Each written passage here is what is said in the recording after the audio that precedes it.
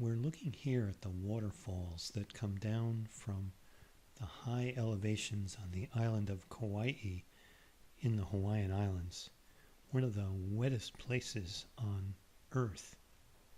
These high elevations introduce our topic for today, which is looking at how it is that increasing elevation affects the distribution of biomes.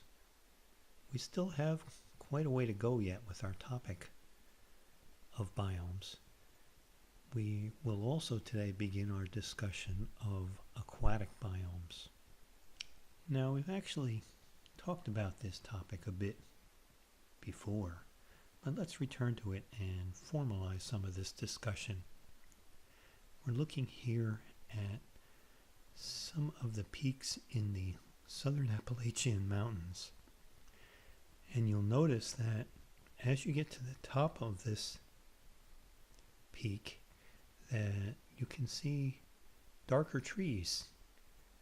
This is in the early spring in April, and most of the deciduous trees are yet without leaves except for those in the valley, which are just flowering. You can pick out some pale green sugar maples in the valley. But at the high elevations, it's quite a different place. It is vegetated by those trees that you also see in the foreground, which are red spruces. So trees that we associate with the boreal zone that are common in eastern Canada and northern parts of the United States, these are also trees that you find in North and South Carolina and Tennessee in the high elevations of the Appalachians. So as you get altitudinal cooling at these highest peaks, this cooler environment supports vegetation which is more typical of the north. And so we refer to that as altitudinal zonation. When we get to the highest peaks in the southern Appalachians, we get into a landscape that looks like this. It is largely a thicket of rhododendron. Rhododendron is a tree of the Appalachian mountain region. It's very widespread in the southern Appalachians, and it actually does make its way fairly far north, although it becomes more restricted in where it occurs as it goes north. But here at these highest elevations, it becomes this dense thicket. It resembles a vegetation type that one finds in other high mountains, which is known by the German term Krummholz, which means stunted trees primarily. But it's not really quite the same thing, and its origin is also in somewhat of a debate. It may well be a primarily naturally occurring phenomenon where at these highest, coldest elevations with very thin soil and very short growing season, the vegetation that does best there are things like these rhododendrons. However, it also may be at least in part related to what colonial sheep herders did in the 1700s. Now let's head north and look at a similar kind of a situation in the northern part of the Appalachians. We're looking here at classic Krummholz vegetation in the high elevations of the Adirondack Mountains of eastern New York State. In this case, it's red spruce and balsam fir occur at these highest elevations on the mountains as little stunted trees. And it doesn't mean that they're young trees. When one does a core into these things, they can actually be of considerable age. But in this extreme environment at the tops of mountains, with a very short growing season and rather harsh kinds of conditions, subjected to lots of wind and all this sort of thing, the spruce fir forests of the high elevations give way to this very stunted kind of a form. If we travel up even higher to the highest peaks in the Adirondacks, we reach this situation. We reach the elevation at which trees can no longer grow, and so it's called tree line. And you see some straggling spruces here in this picture and some shrubby ones and things like that, giving way to an open meadow kind of landscape with exposed rocks with lichens growing on them. We're now in an area that simulates the Arctic tundra. It's referred to as alpine tundra at these highest elevations. And indeed we find plants up here that are the same as or relatives of plants that grow in the Arctic tundra. We can summarize all this like this. As altitude increases in mountains, it mimics the effect of increasing latitude, going north in other words. So at the highest altitude in mountains, you can expect to find biomes that are like biomes found further to the north. So in the southern Appalachians, we can find spruce fir, and we can find this very stunted kind of stuff, which resembles going north and reaching tree line in the far north, where trees give way to tundra. In the Rocky Mountains that you see in the lower photograph here, you again get into this Krumholtz kind of a situation at the highest elevations, where the spruce fir forests of the high elevation become more and more stunted until they give way to an alpine tundra meadow, like you also see in this picture here. However, although going up a mountain can result in going through zones of vegetation that resemble going through the kinds of biomes that one also sees when traveling north, these alpine biomes are really not quite the same thing. They have plants in common, but in many other ways they're quite different. Think, for example, of the high Arctic in winter, where one has 24 hours of darkness. That doesn't happen in the southern Appalachians at the high elevations, or even, for that matter, in the New England northern end of the Appalachians. The sun still comes up every day. You also have permafrost in the Arctic tundra, and it doesn't really develop quite the same way in these very thin rocky soils that you find at the high elevations of mountains. So although these alpine biomes resemble to some degree the latitudinal biomes, there are also some substantive differences between them. Looking at all these isolated mountaintops with their spruce fir forest and alpine tundra brings up a related issue that I wanted to talk about before we move on to aquatic biomes. So here we are looking at another spruce tree, but this is a different species. This is black spruce, also widespread across northern latitudes of North America. But you can also find little pockets of it further south in environments called bogs, wetlands, that develop under a particular set of conditions.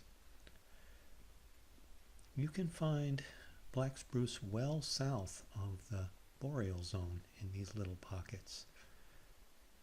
They are in many ways leftovers from an earlier time when the climate was colder, and these species were widespread in this southern region. But then, as climates warmed after the close of the Ice Age times, and the boreal forest receded to the north, there were these little pockets of cooler places where vegetation of the boreal zone managed to hang on. And so we find black spruce bogs in places like southern New England and even into the middle Atlantic states. You can find a few of these leftovers, relics of an earlier time, and they're generally referred to as relict communities. To a certain degree, you can even think of those mountaintops as being related to that, because the boreal forest got to those mountaintops during Ice Age times when the biomes shifted south and were able to colonize these southern areas. We can summarize this idea like this. When climates change over a long period of time, little relics of the past can get left behind. And so spruce bogs, like we've seen in this picture here and in the previous one, are examples of situations like that. Now, once you have an isolated community like this, endemism can occur over a period of time. And by that I mean these populations being isolated from other populations can evolve into species that occur only there.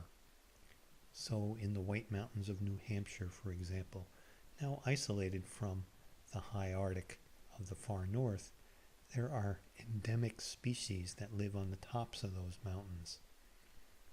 Now, although it's not related to climate, you can also find endemism occurring in other kinds of isolated environments like oceanic islands. And the quintessential examples of this are the Hawaiian Islands, sitting as they are in the middle of the Pacific Ocean, not near anything. Many of the species that occur in the Hawaiian Islands are endemic to only the Hawaiian Islands. The principal tree there, the ohia, is an endemic species. And another group well represented by endemic species in the Hawaiian Islands are things like this, the Hawaiian lobelias. This is one from the high elevations on the island of Kauai, but a number of lobelias have evolved in isolation into new species, and the animals have actually co-evolved with them, so that some of the bird species that have colonized the Hawaiian Islands have bills that fit very nicely into some of these tubular kinds of flowers. Here's a picture of an apapani, for example, feeding on ohia flowers in the rainforests of the Hawaiian Islands.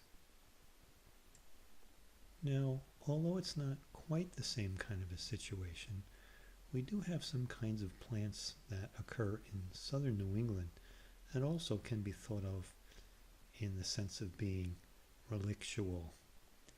So we're looking here at rhododendron trees at close to the northern end of their range in coastal Rhode Island. Rather different tree here than it is in the southern Appalachians. It tends to be a low, sprawling thing in New England. Rhododendron is largely absent from New England, but you do find a population along the coast of Rhode Island and into southeastern Connecticut. And then it occurs again in the far western part of New England as a spottily occurring species. So it has kind of an odd distribution. It's pretty much dying out as you get this far north. And one can ask, how did that population ever get to coastal Rhode Island? And again, we have to think in terms of history. Once upon a time, coastal Rhode Island was connected to Long Island when sea level was much lower. And in the distant past, it probably colonized by that land bridge when populations from Long Island reached the coast of New England. Another species like that is American holly, which is also a tree that's rather common in the southern Appalachian Mountains, although it also is fairly common on the southeastern coastal plain. And it also barely makes it into New England. And again, we find it on the coast of Rhode Island and a little bit into southeastern Connecticut. And then it extends up into the Cape Cod region of Massachusetts. It is undergoing kind of an interesting phenomenon, though. Although it historically has always been rather limited in distribution in New England, in the last 10 or even 20 years, its populations are starting to grow. It's always been pretty much restricted to the coast.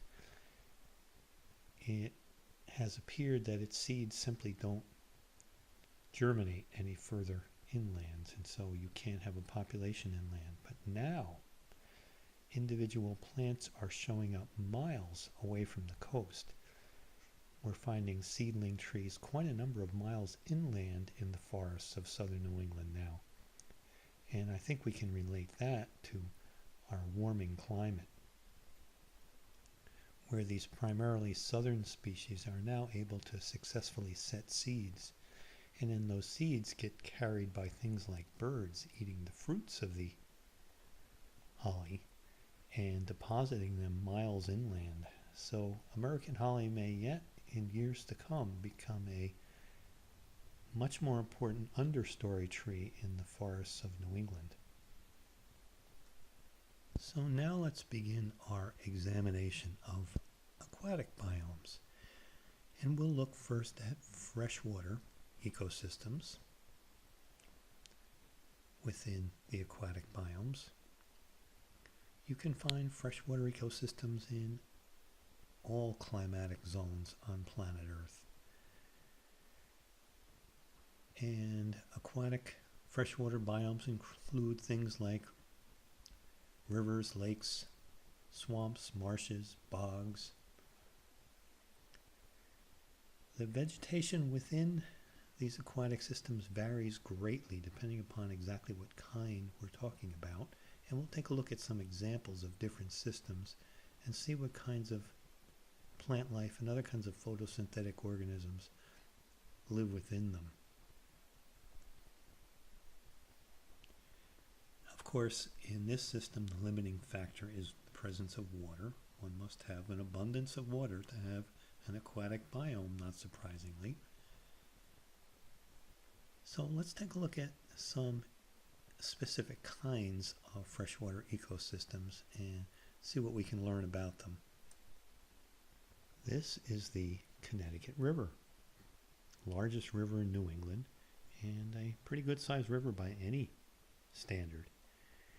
It is one of the freshwater ecosystems.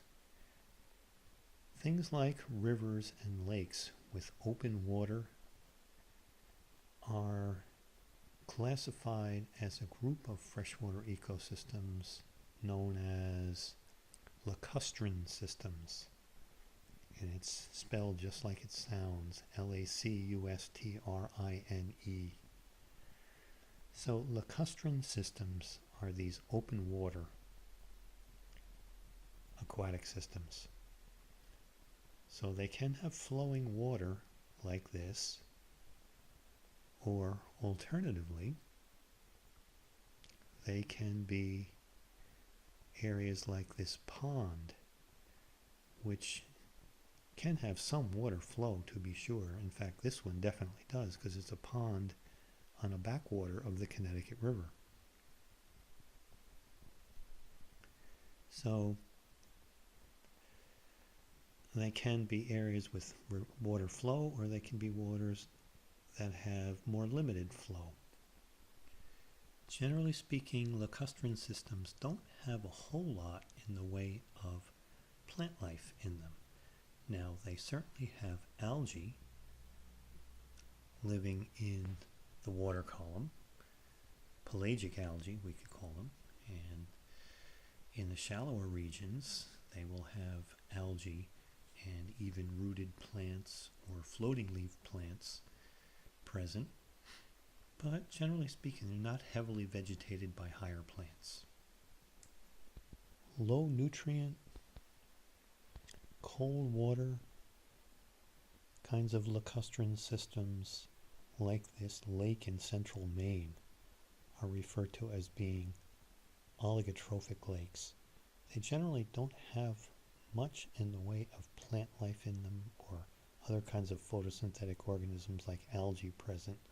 Very limited. On the other hand, this lake here in southern Rhode Island, shallow water, warmer water, higher nutrient levels in the water, this is referred to as a eutrophic lake. These are the kinds of lakes that aquatic plants can become abundant, especially around the edges, and algae can become a major feature of the environment. This brings up the issue of lake structure. When we start talking about shallow areas of lakes and deep areas, all those kinds of regions have names. The shallow water nearshore environment is called the littoral zone, and the open water away from the shore down to the depth at which sunlight can penetrate is called the limnetic zone. Deeper than that, areas that sunlight is filtered out by the overlaying water, that deep layer that you find in large lakes is called the profundal zone. And the bottom of the lake, where the sediments meet the water, that's referred to as the benthic zone. Now, if you've ever gone swimming in a big lake in the summertime, you've probably encountered the next phenomenon, thermal stratification. In the summertime, solar energy warms up the upper layer of water on the lake. But then there's a rather abrupt boundary between that and the colder water beneath, and that boundary is called the thermocline. If you've gone swimming in a lake that has this, the upper part of your body might have felt very comfortable in the warm upper water, and your feet dangle down into this icy cold lower water. Now, in the fall, this stratification breaks down as the surface waters start to cool, and the upper and lower layers start to mix. And this phenomenon is referred to as turnover. Now here we have a U.S. Geological Survey diagram that illustrates all these different zones and contrasts the palustrine and lacustrine wetlands. Shows where the littoral zone and the limnetic zone is, and so on. At the other end of the spectrum, we have wetland systems that are heavily vegetated. These fall under another classification known as palustrine systems, and that is Palustrine. So these include things like this. This is a swamp. Swamps are wet areas with standing water and saturated soil in which trees can grow. We're looking here at the trunk of a swamp white oak, which in the northeastern part of North America is a classic kind of a swamp tree, hence its name. It can sit right in the water like you see it doing here, and it often has these kind of buttressy kind of roots like this. Here's a more dramatic example of a tree with its feet right in the water, with the development of much more considerable kinds of buttresses to hold the tree up. And indeed, that's one of the things that these extended trunks like this do, is they help to keep the tree from falling over. Swamp trees tend to have shallow roots, and so they often get uprooted by windstorms and things like that. This is a bald cypress, which is one of the premier conifer trees of the southeastern part of North America. It can form swamps that are heavily dominated by just this one species, so they're referred to as cypress swamps. Swamps tend to develop in low spots, and that's what you see here. This lower area between ridges has developed into a very sizable swamp. In fact, this swamp is just about the largest in southern New England, the largest natural swamp. In fact, many of the kinds of swampy and marshy places we find in southern New England are, at least in part, derived from activities of colonial farmers. So they're not really entirely natural systems. They have their origins in what colonial farmers did to interfere with water flow through areas, making ponds for their livestock and things like that, which later on silted in and became swamps or marshes. This is a different kind of palustrine system. This is a marsh. Now, marshes tend to grow in areas that have more standing water than do swamps. They develop into herbaceous plant communities, therefore, instead of woody plant communities. Notice that the vegetation is interspersed with open water. And this is often what you find in marsh environments. In fact, some of the marsh environments that are most attractive to wildlife have this kind of a configuration, a juxtaposition of open water and vegetation. Various species of waterfowl, ducks, geese, swans, things like that, find this very attractive for feeding and nesting, as do a variety of other kinds of animals. Fish-eating birds like herons and egrets also find this to be an attractive kind of an environment. And with that, we will conclude our discussion of biomes for today. This is a topic that we should be able to finish up next time.